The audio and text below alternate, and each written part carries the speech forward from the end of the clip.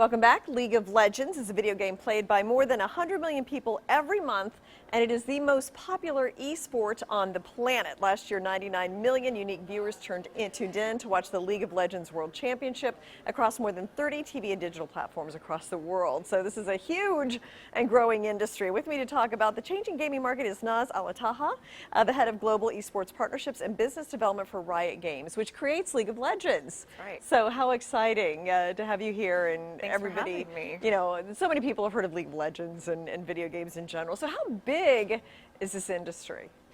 It is very, very big. We launched League of Legends back in 2009, and we're approaching the 10-year anniversary of the game this year. And the game is played by millions of people every single day, all over the world, a very global player base.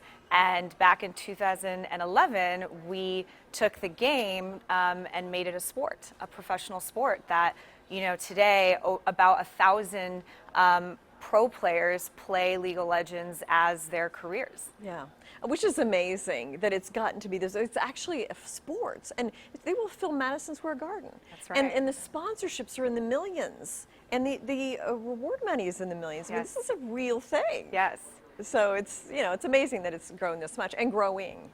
It's continuing to grow. I think that's what's so exciting for us. As we go right now, we're about to go into the 9th World Championship, which is the pinnacle of our sports season. And, over the years, this event, this tournament has really kind of become our version of the World Cup or the Super Bowl, where not only do fans tune in for the high stakes competition and seeing the best of the best compete, you're tuning in to see what our sponsors and partners are doing in the space. You're tuning in to see the incredible opening ceremony that blends together entertainment and music and gaming and sport. So the 2019 World Championships are coming up in Paris. So, and you were mentioning this is like the Super Bowl, this is like the World Cup for this industry. It is our World Cup. It's the pinnacle of a year-long season. And Worlds, which is what we call it by short, is about a 5 to 6 week tournament, and we take it to a different region every single year. We're servicing a very global fan base. So last year we were out in South Korea. This year, as you mentioned, we'll be in Europe. And it'll kick off on not December, but October 2nd, out in Berlin. And we'll go from Berlin to Madrid, and it'll all culminate at the World Final in Paris on November 10th. So what's interesting is, like, when I think of World Cup, I think of Super Bowl. I mean, they're TV-driven events. Yes. But this is not televised, right?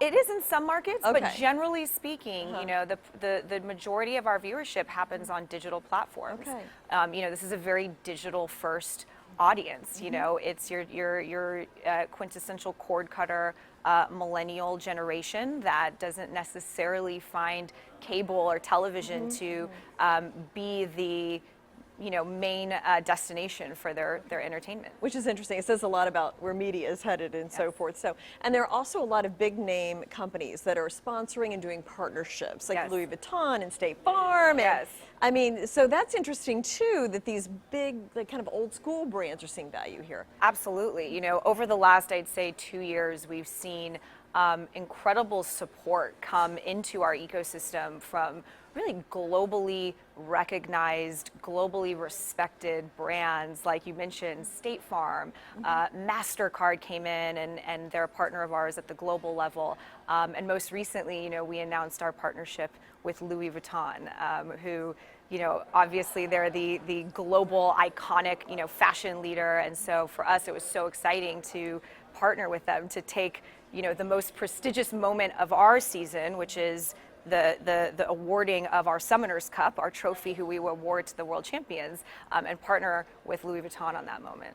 So where do you think this industry is headed? I mean, it seems to just be growing. I think I saw a figure 41% year over year. Yeah. So, I mean, do you see that kind of growth continuing for a while? Do you see it expanding to other audiences besides what we traditionally think, like young men? Yeah, I think that the sky's the limit. You know, I think what's going to be really interesting is from a sports standpoint, you know, sports fandom is often passed down from generation to generation. And so if you think about the next generation, you know, when our current players are having their children and they pass that fandom on, you know, I think that's exponential growth right there. I think you're going to continue to see gaming and esports really impact pop culture, which you're seeing today. You know, we're featured right now on HBO's season of Ballers. The Simpsons has done an esports episode. You know, there's Netflix has done a series that includes an episode about League of Legends esports, and I think you're going to continue to see that trend grow as well. Well, and I think one thing too that's helping is the quality of the games is just so high now. Yes. I mean, they're so realistic, and I think that's really helping with this growth. Absolutely, and you know, it's really like any other team sport, right? Where you know, we're seeing our players are coming in, they're, you know, using strategies and teamwork and communication, and so yeah, we think that there's a lot more growth to come. It's exciting to follow, and I know it's huge. I have a 12-year-old son, so I hear all about it. So thank you so much, Naz, for coming in. Best of luck with the Worlds. Thank you very much. And thank you as well for joining us. We'll be right back.